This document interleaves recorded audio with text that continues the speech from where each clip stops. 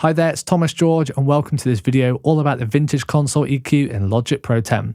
So this video was actually taken from my complete Logic Pro 10 course. To gain access to this complete course, then be sure to check out the link in the description below. Okay, let's have a look at the vintage console EQ. So let's go over to Audio Effects and then go down to EQ. And here go down to Vintage EQ Collection. And here we have Vintage Console EQ. Let's choose Stereo. And here it is. So it's based on a classic vintage EQ console. So on the left here, we have low cut. We can turn on the band here with this button. Going along, we have low shelf. You can turn it on or off with this button too.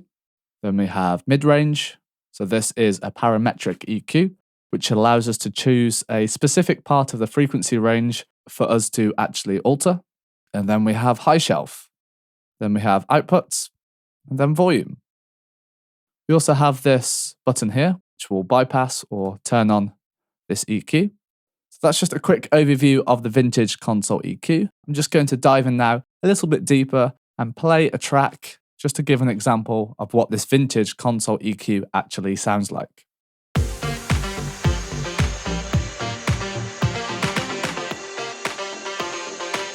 You can hear, obviously, it's cut out a lot of the lows, and we can bring them back by just dragging this down.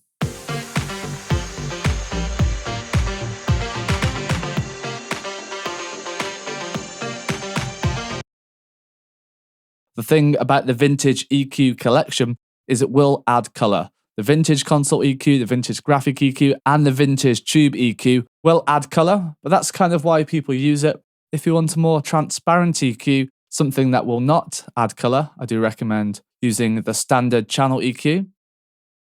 So let's have a look at the low shelf here. Just going to bypass the low cut.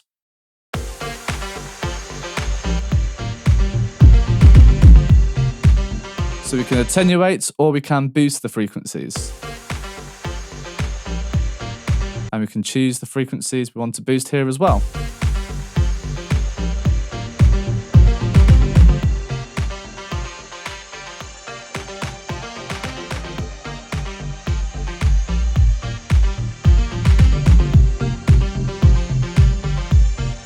Just be careful you don't actually clip your track when doing this.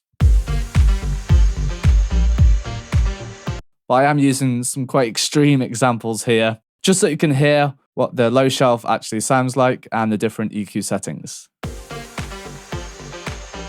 Okay, let's just bypass this one. And let's have a look at this parametric EQ here. So we can choose a specific frequency we want to actually attenuate or we want to boost. So we're just going to boost this frequency here. And when we increase this here, you'll hear it's the higher frequencies that are being boosted. And when we decrease this, you'll hear it's the lower frequencies that are being boosted.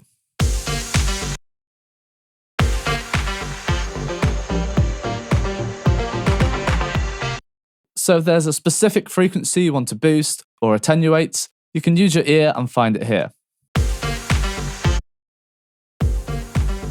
There's no analyzer on these vintage EQs. It's all about using your ear and just adding a bit of color to your mix. You could use this for individual tracks. It doesn't have to be for an entire mix like this, but just for this example, I'm using this on this mix. And now let's have a look at the high shelf. Obviously, you can hear the highs are being boosted. Or we can attenuate or cut the highs.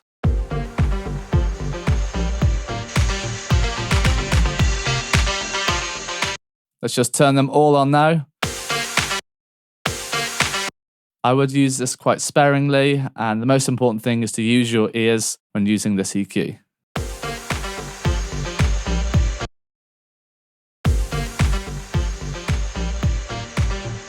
We do have a drive mode as well, with 3 different drive settings: silky, punchy, and smooth. And we can turn it off or select a drive mode here. And here we can choose the amount of drive or saturation.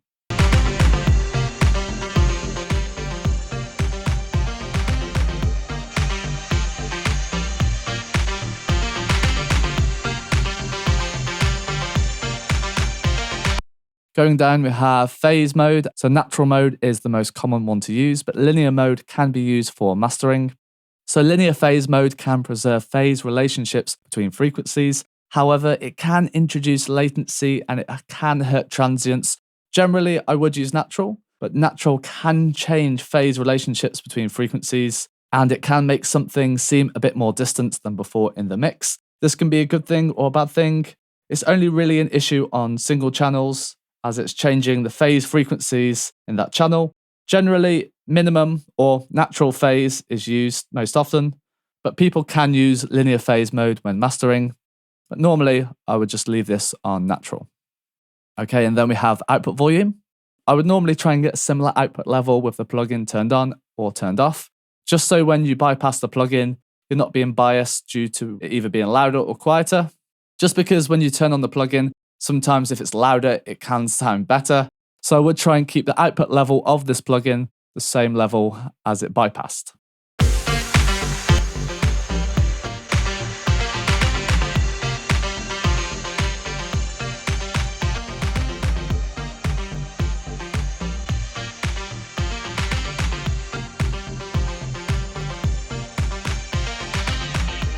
Obviously, this is quite extreme settings for a master track. However, for this example, I just wanted to show you how you can use this vintage console EQ in Logic Pro 10. So thank you for watching this lecture, and I'll see you in the next one. This video was part of my complete Logic Pro 10 course. To gain access to this full course, then be sure to check out the link in the description below.